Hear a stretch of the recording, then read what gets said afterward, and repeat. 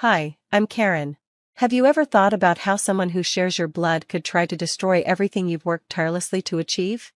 I never imagined that owning Healing Paws, the city's leading animal clinic, would make me the black sheep of my family. At 28, I built this hospital from scratch, performing life-saving procedures that other vets wouldn't even dare attempt. But to my sister Patricia, I'm simply playing with animals.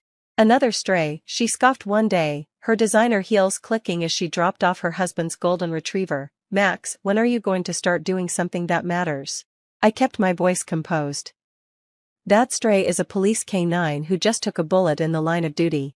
Patricia barely glanced at me, likely distracted by her investment banking alerts. She didn't even notice her daughter, Jennifer, rushing in with her volunteer badge. Ask you. Aunt Sal, will Scout be okay? Jennifer asked, her voice quivering with concern for the wounded dog. Before I could respond, Patricia cut in with a sharp tone. With your aunt's little hobby, he'll be lucky to make it. Jennifer shot her a disapproving look. Mom, stop it. Aunt Sal saves lives. Yesterday, she performed a 7-hour surgery on. Enough, Jennifer, Patricia snapped. Go get your father's dog. We're leaving. Later that evening, my parents came by, not to check on Scout or my clinic, but to lecture me, as usual. Sweetheart, my mom began, her voice dripping with disdain, Patricia just sealed another multi-million-dollar deal. You could have been like her if you'd just listened to us. Instead of appreciating the clinic's cutting-edge equipment, my dad sighed in disappointment. You chose to squander your potential. After they left, Philip, Patricia's husband, quietly returned with Max. Sorry about earlier, he muttered. Patricia doesn't know I'm here, but Max needs his checkup. It's fine, Philip, I reassured him.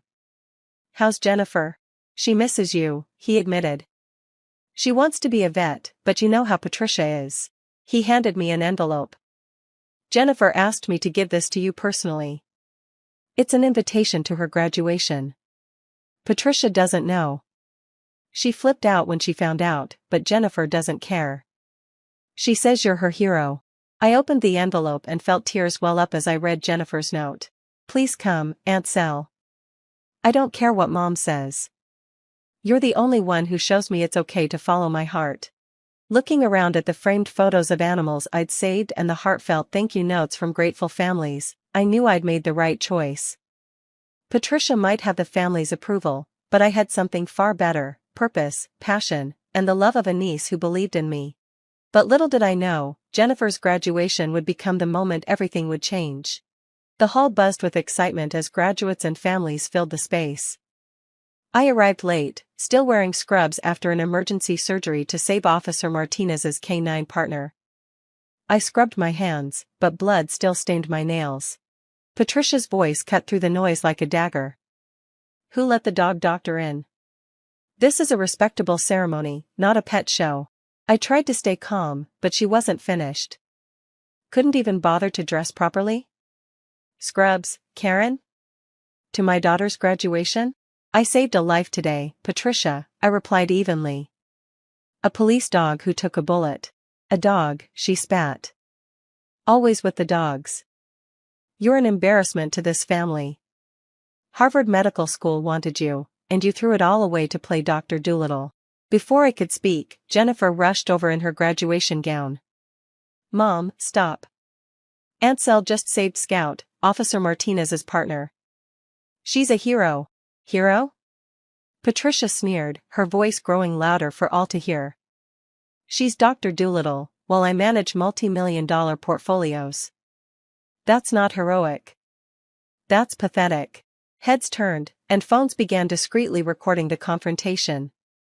Patricia seemed to relish the attention. You know what's really sad, she said, turning to Jennifer. Your aunt runs a charity clinic for stray animals when she could have been somebody. And now you want to follow her? If you think I'm paying for vet school, you're delusional. Jennifer's voice cracked with anger. Mom, Aunt Sal saved the mayor's horse last month. She's the most respected vet in the city. Enough, Patricia snapped. No daughter of mine is going to waste her life playing Dr. Dolittle in some back alley. Philip remained silent, his phone recording every word. For the first time, his eyes met mine, and I saw something new, a flicker of disgust. Not for me, but for his wife. You want to talk about wasting lives, Patricia? I said, my voice steady despite the tremor in my hands. I save lives every day. What do you do, move money around and tear people down? Patricia's face twisted into fury. Security. This woman is harassing me at my daughter's graduation. She's unstable, probably rabid from all those filthy animals. Before I could respond, Jennifer stepped between us, tears streaming down her face. The only unstable one here is you, Mom. Ansel spent 6 hours today saving a police dog while you were getting a massage. She builds people up. You tear them down. I'm proud to call her my aunt. And I'm going to vet school, whether you like it or not. A security guard approached, but instead of escorting me out, he extended his hand. Dr. Karen, he said with a warm smile. You saved my daughter's horse last summer. It's an honor to meet you. Patricia's face turned crimson as whispers spread through the crowd. I caught Philip's small, satisfied grin as he kept recording. Jennifer stood by me, proud and unshaken. But Patricia's eyes held a darker, more dangerous glint. She wasn't finished.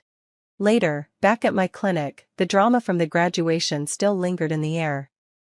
Jennifer sat in my office, her hands trembling as she pulled out a leather-bound journal from her backpack.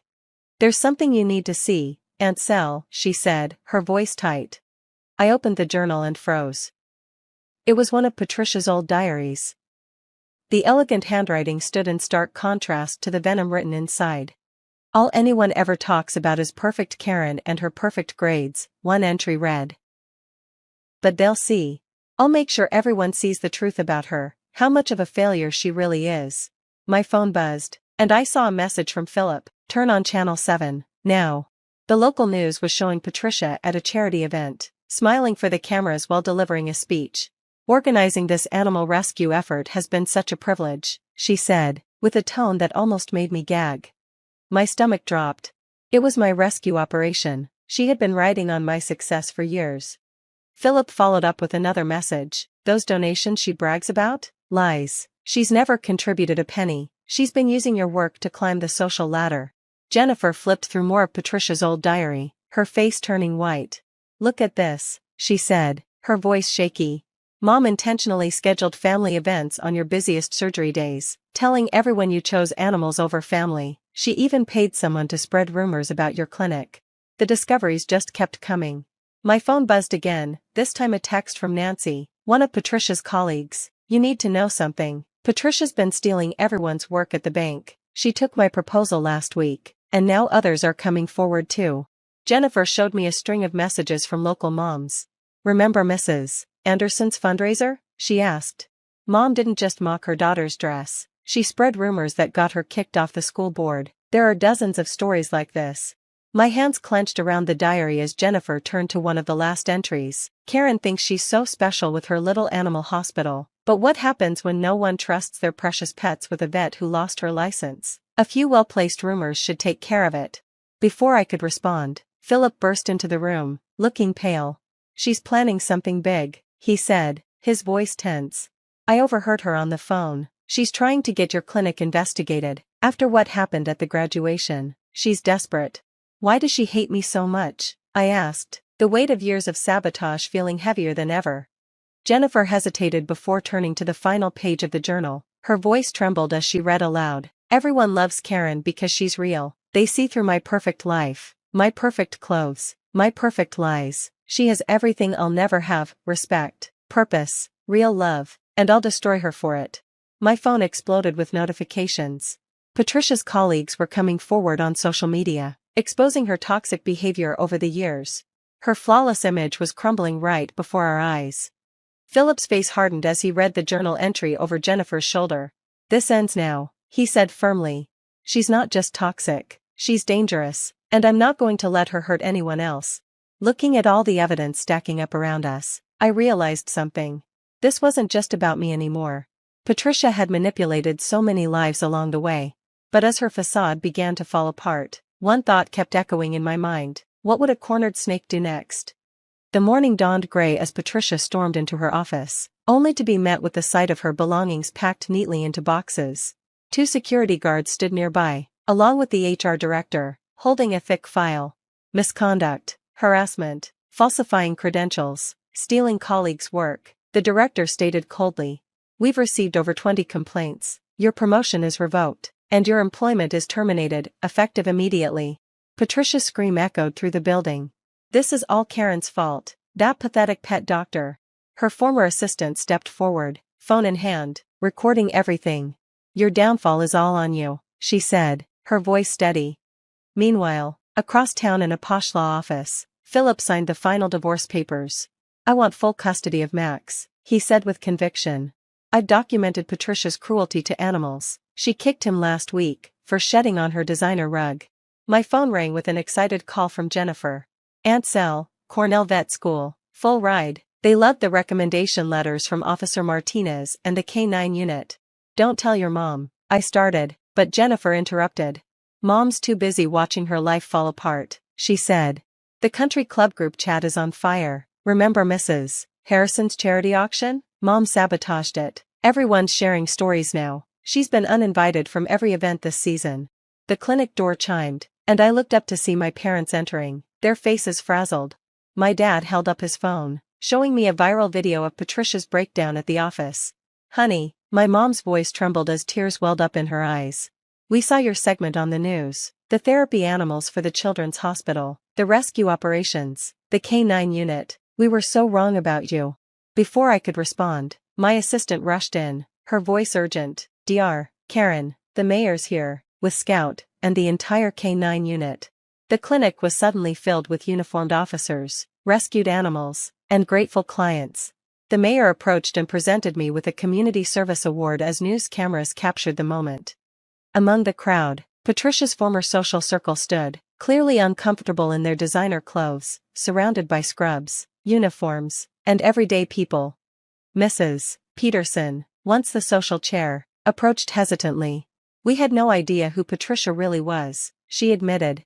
She portrayed you as a failure, but you're the one actually making a difference. I looked around at my clinic, the walls lined with thank you notes, photos of animals saved, and the faces of people whose lives had been touched. For the first time, I truly understood the impact of what I had built. Patricia had lost everything she valued: status, power, control. But I had gained something she would never have: genuine love, respect, and purpose. Her perfect image had shattered, revealing the emptiness beneath it. And meanwhile, my so-called shameful career had created a legacy of healing and hope. Sometimes, the best revenge isn't in getting even. It's in getting better. Have you noticed how toxic people often hide behind perfect facades?